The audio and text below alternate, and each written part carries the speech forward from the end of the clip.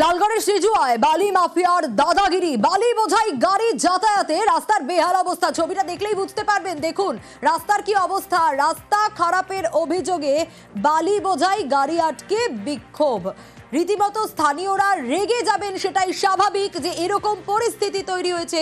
যে কোনো সময় যে কোনো দুর্ঘটনা ঘটতে পারে, যানবাহন যাতায়াত করতে পারবে না, এবং সে কারণেই রীতিমতো ক্ষোভ প্রকাশ স্থানীয়দের।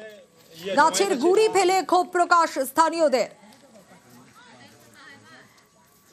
এইরকম বেহাল অবস্থা রাস্তার, কেন, কি কারণ, কি ব্যবস্থা নেওয়া হবে? রাজু রয়েছে আমার সঙ্গে, আরো বিস্তারিত জানাবে। রাজু, বালি মাফিয়ার হুমকি অবরোধ হটানোর জন্য স্থানীয়দের, কিন্তু এই খারাপ কাজটা তো তাদের জন্যই হয়েছে।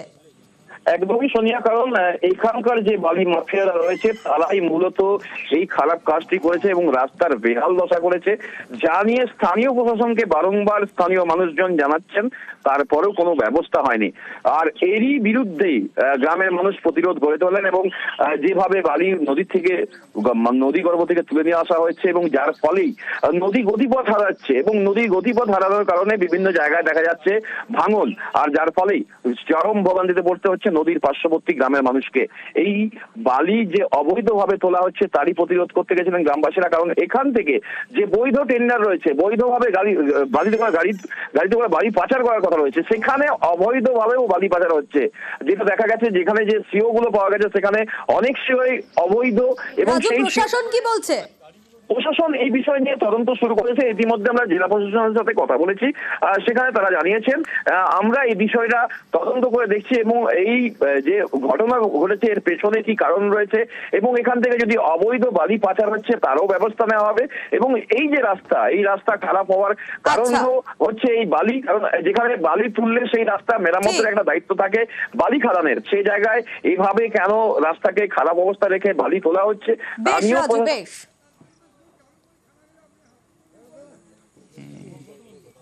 প্রায় 60-70 জনের মতো লেটেল বাহিনী এসছিল, যারা মানে জোরপূর্বক বালিগাড়ি বের করে নিয়ে যেতে চাইছিল। আমরা গ্রামবাসীরা তাদের আটকাই এবং তাদের পরিচয় জানতে চাই। ওনারা ধস্তাধস্তি করে, আমাদের মারপিট করে আমাদের ছেলেদের মোবাইল ভেঙে দিয়েছে। আমাদের মোটামুটি ইনজিওর্ড হবে 8 থেকে 10 জন।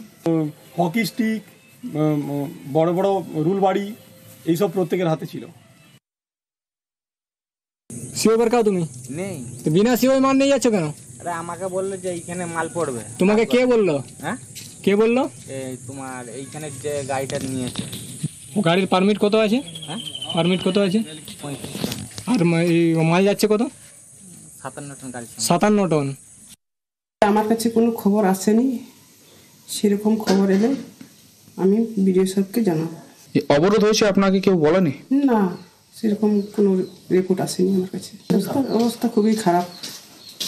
এটা আপনার নলেজে আছে? হ্যাঁ।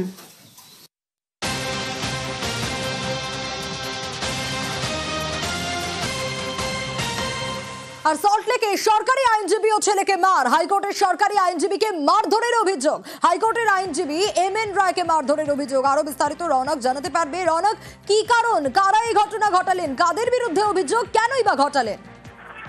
একেবারে পুলিশের এএসআই এবং আইনশৃঙ্খলা সিভিক পুলিশের বিরুদ্ধে অভিযোগ। পরিবারের তরফ থেকে বলা হচ্ছে গতকাল রাত 10:30 নাগাদ যখন আইনজীবীর ছেলে তার গাড়ি আনতে যায়, ঠিক তখনই পুলিশ তাকে বাধা দেয়, একাধিক প্রশ্ন করে, তারপরে পুলিশের সঙ্গে তার বছর তোমার না বলছে তাকে নাকি মারধর করা হয়, এবং যখন আইনজীবী তার ছেলেকে বাঁচাতে যায় তাকেও ধরে মারধর করা হয়। এই কারণে তার কোমরের হাত ফ্র্যাকচার হয়েছে এবং এখন আপনাকে একটি বেসরকারি হাসপাতালে তিনি চিকিৎসাধীন রয়েছে। এবার যে গুরুতর অভিযোগ পরিবার করছে, তখন পুলিশে তারা কমপ্লেন করার চেষ্টা করেন, তখন নাকি তার সাথে পুলিশের তরফ থেকে বলা হয় যাতে কোনো রকম অভিযোগ না করা হয়, এবং বলা হচ্ছে যে জায়গায় ঘটনা ঘটেছে দীর্ঘদিন ধরে পুলিশ এই জায়গাতে নাকি পাকা চলতো।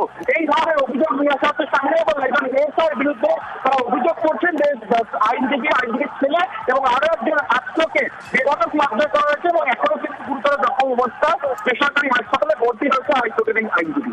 বেশ,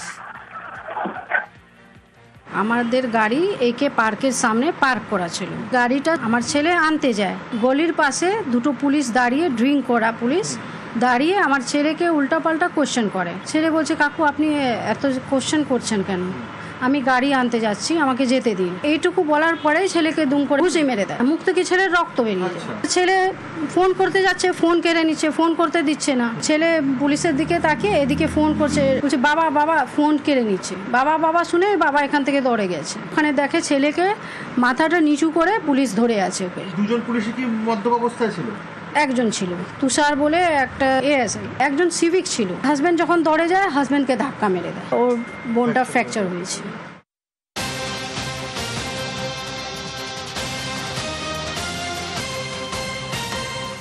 আর জয়েন্টের ফল নিয়ে সিঙ্গেল বেঞ্চের রায় বহাল থাকলো। সিঙ্গেল বেঞ্চের রায় হস্তক্ষেপ করলো না ডিভিশন বেঞ্চ।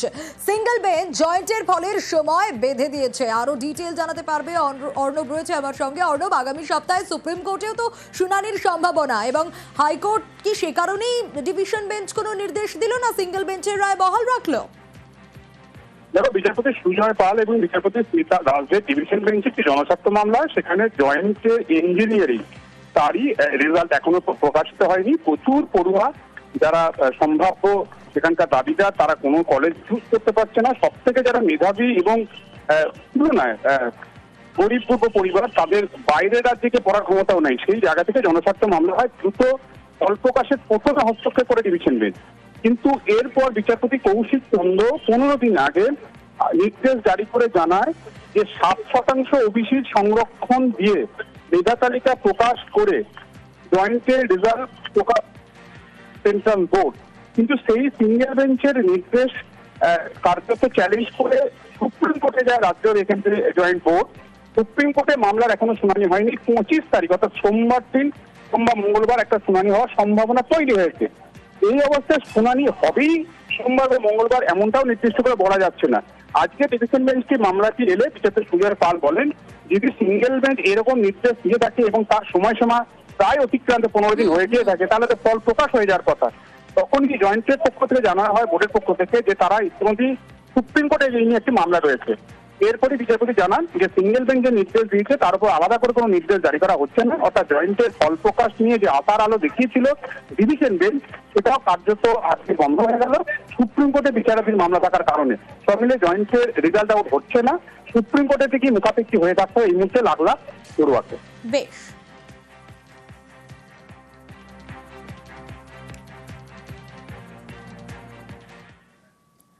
নজর রাখবো এবার হাওড়ার জগৎবল্লভপুরের দিকে। কেন জানেন? তার কারণ সেখানে কুকুরের আতঙ্ক। একদিনে 40 জনকে কুকুরের কামড়, এবং গতকাল থেকে রীতিমতো স্থানীয়রা আতঙ্কিত কুকুরের আতঙ্কে। আরো বিস্তারিত এই বিষয়ে জানাতে পারবে দেবাশিস রয়েছে আমার সঙ্গে। দেবাশিস, এলাকায় আতঙ্ক, এবং যে খবর আমরা পাচ্ছি তাতে হাওড়া গ্রামীণ হাসপাতালেও ভ্যাকসিনের টানাটানি, কারণ একদিনে এতজনকে কুকুর কামড়েছে।